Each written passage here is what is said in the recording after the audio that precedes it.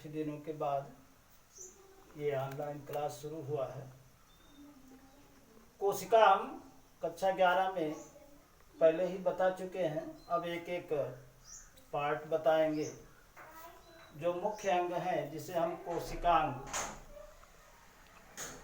या जो है सेल ऑर्गेनेल्स कहते हैं। बताने से पहले ये हम आपको बता दें, कक्षा 11 के लिए जो सरकार की व्यवस्था है उसमें अभी 31 जुलाई तक विद्यालय बंद रहेगा। उसमें ऑनलाइन क्लास चलेगा। ऑनलाइन क्लास में जो कक्षा 11 में एडमिशन लिए हैं उन्हीं का ग्रुप बनेगा और उन्हीं के पास पहुंचेगा। आगे हम आज तो यूट्यूब के द्वारा, व्हाट्सएप के द्वारा क्लास पढ़ाया जा रहा है। बाकी नेक्स्ट में जियो मीट के द्वारा आपसे आमने सामने क्लास चलेगा। आज हम सेल ऑर्गेनेल्स में मुख्य ऑर्गन या मुख्य कोशिकांग माइटोकॉन्ड्रिया के बारे में बताते हैं। अगर हम माइटोकॉन्ड्रिया के शब्द की बात करें तो माइटोकॉन्ड्रिया, माइटास मीन्स थ्रेड या धागा होता है और कॉन्ड्रिया मीन्स ग्रेन्यूल या कण।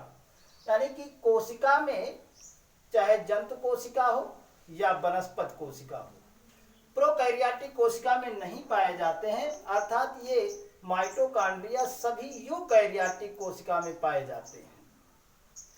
तो प्रोकैरियोटिक कोशिका में ना यूकैरियोटिक, चाहे जंतु कोशिका हो चाहे वनस्पति कोशिका हो, छोटे छोटे धागों के ग्रेन्यूल के रूप में पाए जाते हैं, जिनका जो लंबाई चौड़ाई होती है वो वेरिएबल होती है, या यूं कह सकते हैं 2 माइक्रोन से 5 माइक्रोन तक होता है।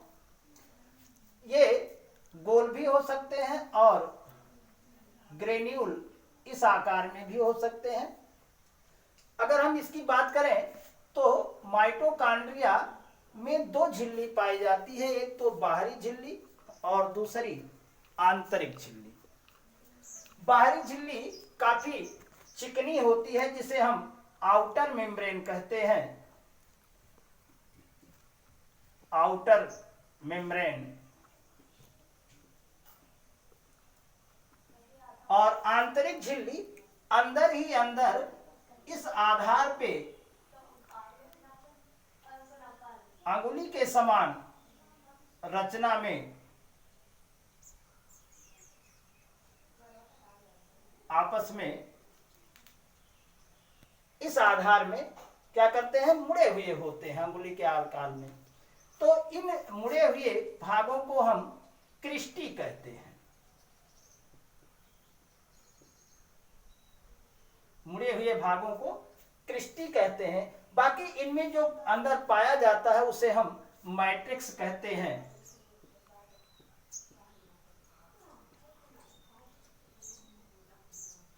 मैट्रिक्स कहते हैं। अब इनमें कोशिका यानी कि माइटोकॉन्ड्रिया में डीएनए और राइबोसोम पाए जाते हैं, इसलिए ये स्वयं माइटोकॉन्ड्रिया से माइटोकॉन्ड्रिया का निर्माण कर सकते हैं। इसलिए इसे हम semi autonomous part of the cell यानी कि अर्ध स्वायत्त शासी कोशिकांग कहते हैं। अगर खोज की बात करें तो सर्वप्रथम कोलिकर ने पेशी में देखा। 1890 में अल्टमान ने सर्वप्रथम कोशिका में इसकी खोज की और इसका नाम बायोप्लास्ट रखा। लेकिन बाद में सी बेंडा एक वैज्ञानिक हैं जिन्होंने 1897 ईस्वी में इसकी खोज की और इसका नाम माइटोकॉन्ड्रिया रखा। जो भी नाम जीव विज्ञान या विज्ञान में रखे गए हैं उनका कुछ ना कुछ शाब्दिक अर्थ है ग्रीक भाषा या लैटिन भाषा में। तो और इनके किनारे किनारे पर अब हम आपको बता दें कि जो मैट्रिक्स है इनमें अंगुली के समान प्रबंध दिखाई देते हैं, उन्हें हम क्रिस्टी कहते हैं। क्रिस्टी पर क्रिस्टी की संरचना अगर हम डिटेल में देखें इस प्रकार से, तो इसकी संरचना डबल मेम्ब्रेन इस आधार पे, यानी कि द्वि परत वाली झिल्ली, ऐसे क्रिस्टी की संरचना है। क्रिस्टी की संरचना जिस प्रकार से कोशिका झिल्ली बनी हुई होती है फास्फोलिपिड और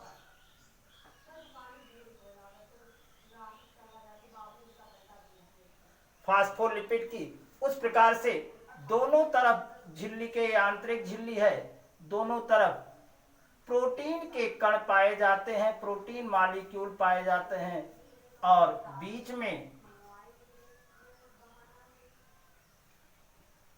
बीच में फास्फोलिपिड के कण पाए जाते हैं। इस प्रकार से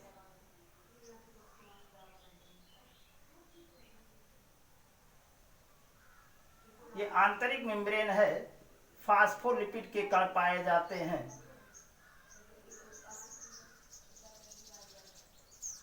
बीच बीच में यहाँ पर एक रैकेट के आकार की रचना पाई जाती है। इस प्रकार से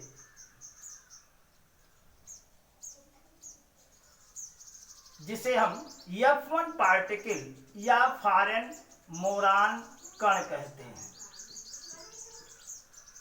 दोनों भी इस प्रकार से पूरे पर पाई जाती हैं। दोनों तरफ, झिल्ली के दोनों तरफ, यानी दोनों झिल्लियां ये प्रोटीन की बनी हुई होती हैं, और यहीं बीच में प्रत्येक झिल्ली के आंतरिक सतह पर ये रेस्पिरेटरी चेन पाए जाते हैं।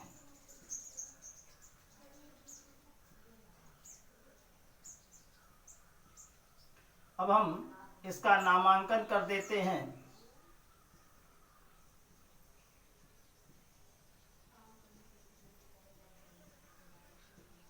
ये प्रोटीन लेयर, प्रोटीन झिल्ली, और बीच में, इसके बीच में ये फास्फोलिपिड लेयर है, यानी कि वसा की झिल्ली है, फास्फोलिपिड लेयर।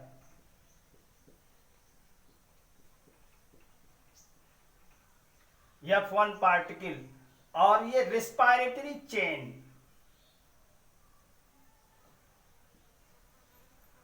यानी श्वसन श्रृंखला।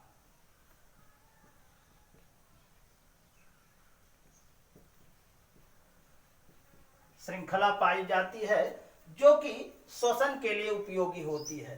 तो फिगर के आधार पर हम आपको बता चुके हैं कि, फिर से हम एक बार बता दें कि कोलिकर ने सर्वप्रथम इसकी खोज की थी, अल्टमान ने बायोप्लास्ट नाम दिया, सी बेंडा ने इसका नाम माइटोकॉन्ड्रिया रखा। ये सभी यूकैरियोटिक कोशिकाओं में पाए जाते हैं, प्रोकैरियोटिक कोशिकाओं में नहीं पाए जाते हैं। अगर संरचना की बात करें तो बाहरी झिल्ली स्मूथ होती है, चिकनी होती है। आंतरिक झिल्ली अंगुली के समान प्रवर्ध में अंदर ही अंदर घूम जाती है, जिसे हम क्रिस्टी कहते हैं। और क्रिस्टी की विस्तृत संरचना या अल्ट्रा स्ट्रक्चर ऑफ क्रिस्टी इस प्रकार से है। किस प्रकार से कि बाहरी लेयर, दोनों झिल्ली की बाहरी लेयर ये प्रोटीन की बनी हुई होती है, जिस प्रकार से प्लाज्मा मेम्ब्रेन बनी हुई होती है। इतना भी हम आपको बता दें, कोई भी मेम्ब्रेन ये प्रोटीन और फास्फोलिपिड की बनी हुई होती है। तो कोशिका में माइटोकॉन्ड्रिया की बाहरी झिल्ली और आंतरिक झिल्ली ये प्रोटीन की बनी हुई होती है। बीच में जो झिल्ली पाई जाती है जिसे हम फास्फोलिपिड लेयर कहते हैं। फास्फोलिपिड और प्रोटीन लेयर के बीच बीच में रैकेट के आकार की रचनाएं पाई जाती हैं, जिसे हम F1 पार्टिकल कहते हैं। आंतरिक झिल्ली में प्रोटीन लेयर के बीच बीच में कुछ कण पाए जाते हैं जो कि श्वसन श्रृंखला या रेस्पिरेटरी चेन कहलाते हैं। इनके द्वारा ही इलेक्ट्रॉन एक जगह से दूसरे जगह स्थानांतरित होते हैं और श्वसन भोज्य पदार्थों का विखंडन होता है। अगर हम कार्य की बात करें तो कार्य में इनका सीधा सीधा काम ऊर्जा का उत्पादन यानी एटीपी का निर्माण करना होता है।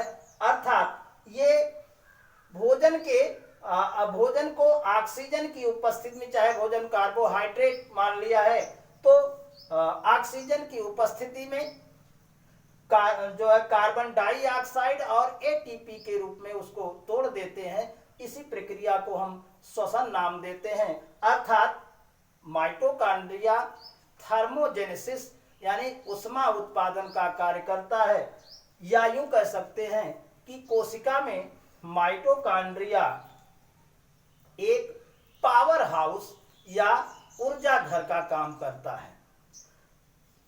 तो इस आधार पे ये सबसे महत्वपूर्ण होता है। प्रोकैरियोटिक कोशिका में नहीं पाया जाता है।